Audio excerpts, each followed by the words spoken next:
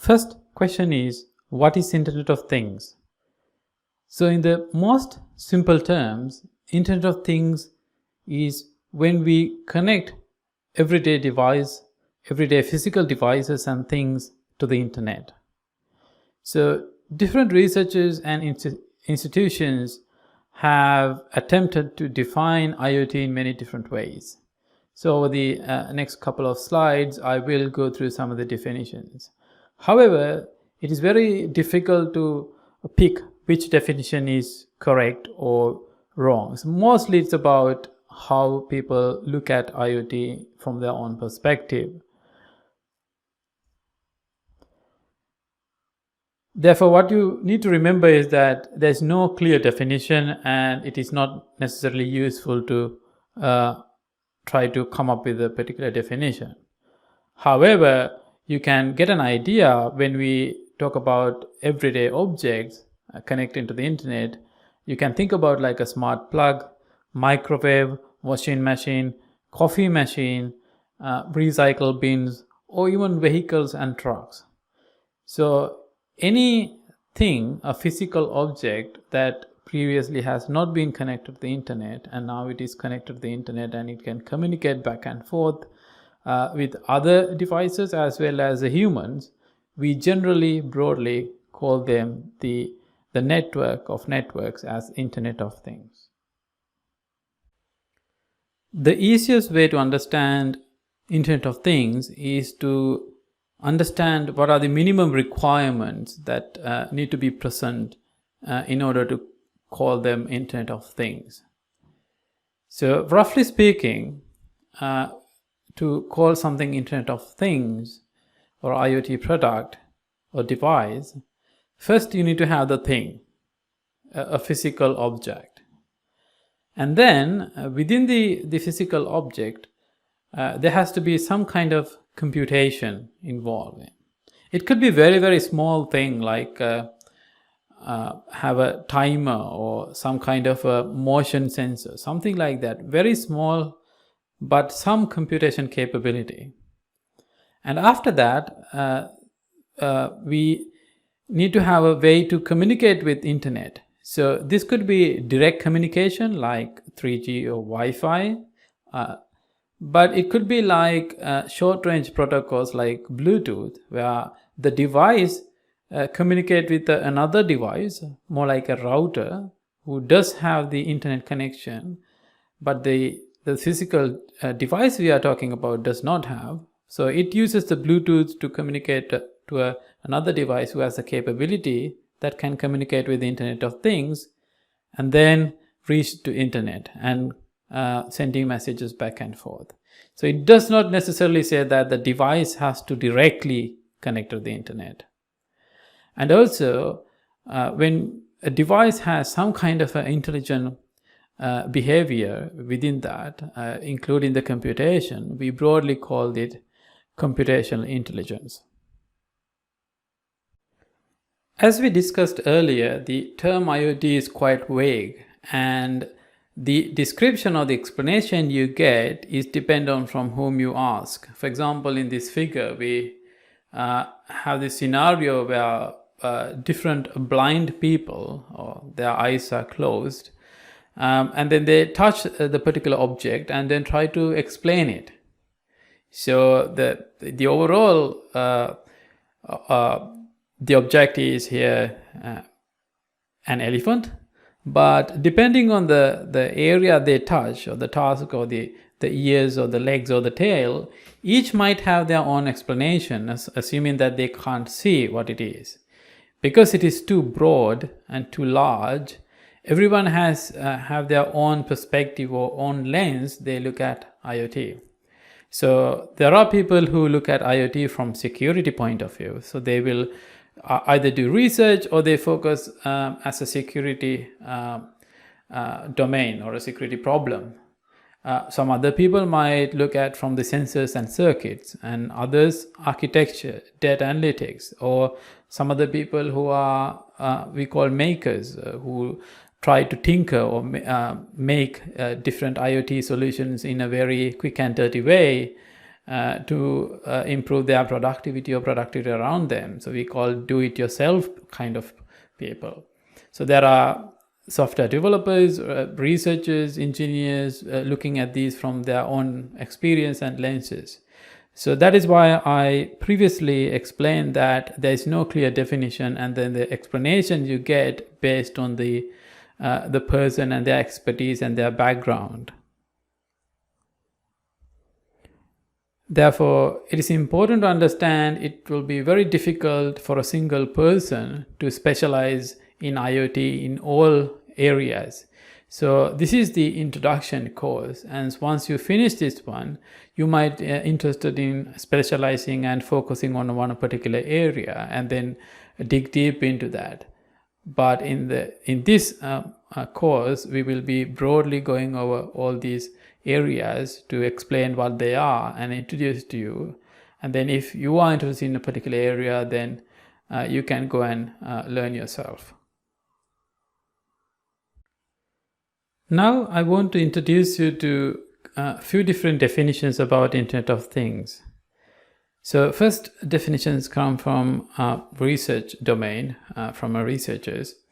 So they define Internet of Things as things have identities and virtual personalities operating in smart space using intelligent interfaces to connect and communicate within social environment and user context. So there are a lot of words there, but the key words that you need to focus on is identities, virtual personalities, social environment, and user context. So they have looked at the Internet of Things, saying that each device, once they connect it to the internet, they should be able to have some kind of identity, because anyone can then reach out to it, or anyone in the sense that any users or maybe the manufacturers or anyone who have some kind of permission should be able to directly identify what this device is. So identification is a big thing in Internet of Things. We will discuss this later when we come to technologies like RFID, where you try to track each device. And also when we talk about the networking, we will also talk about IPv6, which has a broad range of IP addresses where we can give each device in anywhere in the world a unique identity or unique address. So virtual personalities in the sense that, for example, a washing machine might have a certain kind of settings that is preferred by the user, the end user. So, and then as they are serving the end user, these devices have certain kind of configuration which distinguish it from a neighbor's washing machine, for example. And then these information has some kind of social environment and user context to it. For example, there are multiple devices within the household might be talking to each other, and also when the user come home, there will be certain activities or the configuration kickstart, including like starting washing machine or shutting it down or starting music, those kind of things working together based on the user environment and the social aspects of it. The second definition is come from European Commission, which they have a long definition. I would like you to read that. But the key terms again here is the identifiable unique things and the network connectivity. So each device should be able to connect to the internet, therefore be able to connect with any other devices given that the permissions are there. And then there has to be uniquely identified. I think now you know that identity and identifiability, there are very similar things in terms of more practical nature. So the both definitions capture quite the similar, but they also have their own unique definitions. These are another two different IoT definitions from two different consortiums. In the first definition, they focus on 6 different things. First, they talk about the time. So they call any time space, any place, anything, anyone, any network, or any service. So what they say is that in ideal Internet of Things scenario, these devices can talk to each other or the users anytime. They could be located in any places, and it could be any object within the network. And then with anyone, maybe the owner, the end user, or the manufacturer, or anyone who is going nearby, if that makes sense. And then the network would use whatever the path it has to reach from one point to the other, whether it is an internet, or it could be within the local area, or within the smart home, and it could consume any kind of service available to it. And then the second definition, again, go back to the, if you remember the two previous definitions where they talk about the unique identifier, which we have the IPv6 kind of applications, and then always have the network connectivity either directly or indirectly. Before we go and talk about Internet of Things, first we need to go through and understand the evolution of Internet of Things. How Internet of Things came about. When you identify this, we can classify these IoT products now. There are previous generations into three different broad categories. So you can think about first one as embedded devices. The second one is connected devices. And then the third one is the IoT products or the IoT devices. So smart products has been existed for many years. Probably you have seen the embedded devices. For example, all the washing machines, they have a timer which has some kind of a embedded system which will tell you when they or which will stop the washing machine when it is done. So this is useful because if you are in a house, then the washing machine stopped and the bell rang, you can go ahead and take them out or do whatever you want. And then when we moved that into the connected products, these are over the last about 10 years, where if you take the same washing machine example, you now have a connected system where the smart home get a notification. You probably be able to start and stop remotely, or you can schedule it. So those kind of things. So you have now a companion device like a smartphone connected to your washing machine or any other home appliances. So they are connected, but their intelligence and the ability to working together is kind of limited. And then we talk about the Internet of Things. So Internet of Things brings these devices and services together. So if we take the washing machine example, now we are thinking about developing mathematical models and deploying them in washing machine at larger scale in a neighborhood to collectively save energy. Or you can say your priorities, saying that I don't care about the amount of money, I want to get this washed quickly. Or you need to wash slowly to save the quality of the clothes you are washing. Or you want to reduce the water consumption. So now the washing machines have become very complex devices where each component can be changed, like the water, the speed that the drum rotates. All these parameters are become configurable, and they become variables. And then these variables can be put into mathematical models as individuals about your washing machine, or it could be like in a smart city scale where a bunch of neighborhoods putting their variables together and then calculating what is the best and most optimum way that everyone saves money. And then everyone's preferences are being considered and met. So this kind of shared large scale as well as very personalized ecosystem we call the Internet of Things. So Internet of Things could bring savings for individuals, or convenient for individuals, or it could be benefit to the larger ecosystem around a particular demographic area, or people are using similar kind of devices.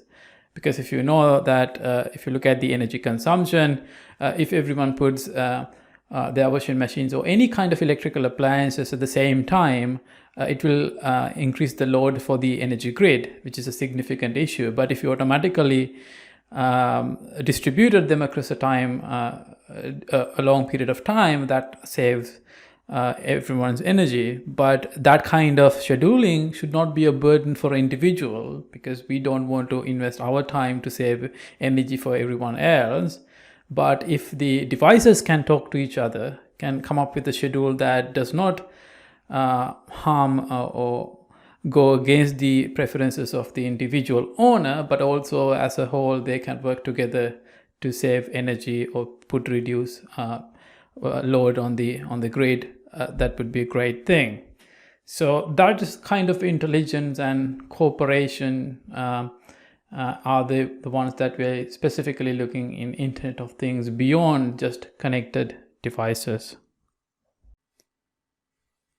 Let me briefly introduce embedded system in a little bit more detail, because we will be discussing and referring to embedded systems throughout this lesson. An embedded system is a computer system that has computing capability, memory, and very limited input-output that focus on accomplishing a particular dedicated function. So embedded systems can be seen in many devices. They have been embedded in everyday devices for a long time, from microwaves to washing machines to some of the components within the vehicles. The embedded systems are very purpose-built, and they can withstand harsh environments, and they require limited power, and also they are very optimized for particular type of hardware design, and they custom design the software. And when you produce in large scale, they are very cheap. So that is why you can have embedded systems in your washing machines without increasing the price of the washing machine.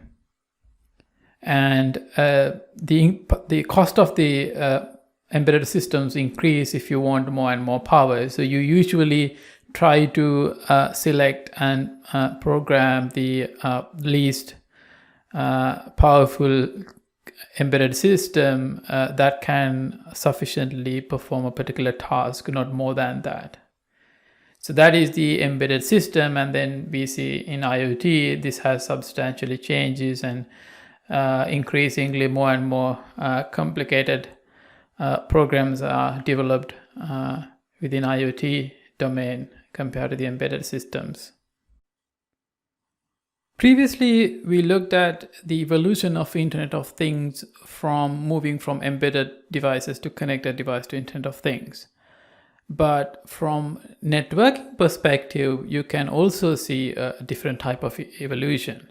So you initially started with a network which has host-to-host connection, where two different computers connected together either in a cable or wireless. So in the sense that they are local area network connected to directly. Then you see the internet, where many different devices connected together into one single global network.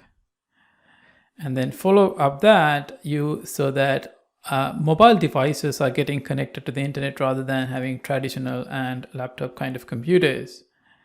So now you have large number of mobile phones, even larger than the number of laptops or any other desktops combined.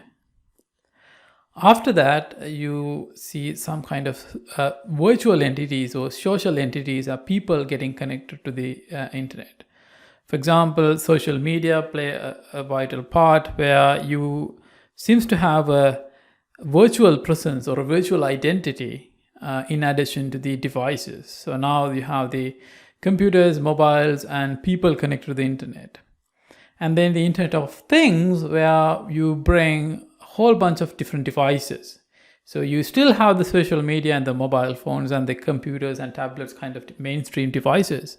But also now you have like refrigerators, coffee machines, your vehicles are now connected to the internet.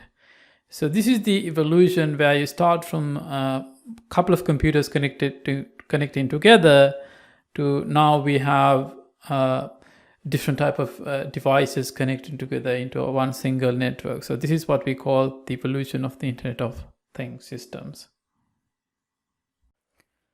Now I want to introduce you to a new term called Industry 4.0. So you most likely hear this Industry 4.0 in conjunction with Internet of Things, but they are not directly kind of comparable. So industry is one part of Internet of Things. So Internet of Things has applications across many different domains, including smart home, wearables, different domains. But in the Industry 4.0, so you're talking about industry, only on industry. And then industry went through 4 different evolutions. So Industry 1.0, 2.0, 3.0, and now we call it 4.0. In this slide, I have put a link to the video. I would highly encourage you to go and watch this small video. They explain how the industry evolved over time. So the 4th industrial revolution, which we are now in, is ongoing automation of traditional manufacturing and industrial practices using modern smart technology. So Industry 4.0, you're talking about dynamically configuring the factory floors to facilitate producing different products, or depending on the customer demand, you can change. Maybe you produce one type of good today and then reconfigure it to, in a week's time, you might be reconfiguring to produce something else, which is traditionally a difficult thing to do, but because of IoT, there are sensors and AI, and the machines can be reprogrammed and repurposed very efficiently and quickly, so you can respond to market demands. There are a whole bunch of things related to Industry 4.0. You can do your own research using this particular small video as a starting point. But to briefly saying, in the Industry 1.0, you have you start with the steam-based mechanical production systems, and then the first assembly lines were introduced in the Industry 2.0. It is 1800. I think all these time periods are divided roughly into 100 years. And then the Industry 3.0, it's a more controller-based automation in 90s. And now in Internet of Things domain, these are more connected than before and more intelligent, more reconfigurable. You can adapt quickly because it is connected and the machines talking to each other and humans are talking to the machines. There are more cyber threats and physical threats involved. So it's a big area, part of Internet of Things. But if you're interested in this area, there are quite a lot of material on internet you can go and look into.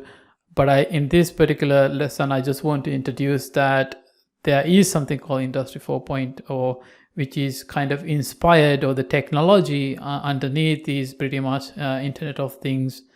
But Internet of Things is quite broader than the Industry 4.0. At the same time, another characteristics is that industry in the industry setting, machine-to-machine communication is a quite fundamental key aspect. Internet of Things, we do tend to talk about machine-to-machine, but there are a lot of human involved in the Internet of Things, because other areas other than industry, there are quite a lot of human involved, especially in smart home kind of domain. But industry, you're pretty much focusing on, even today, there are, before even get into 4.0, there are a lot of machinery working rather than people. So few people, more machines, or machine-to-machine communication become a very big part, especially in 4.0, where you can dynamically configure and adapt based on supply and demand, and you need things like automation, AI, self-monitoring and healing, and diagnostics, all these kind of things.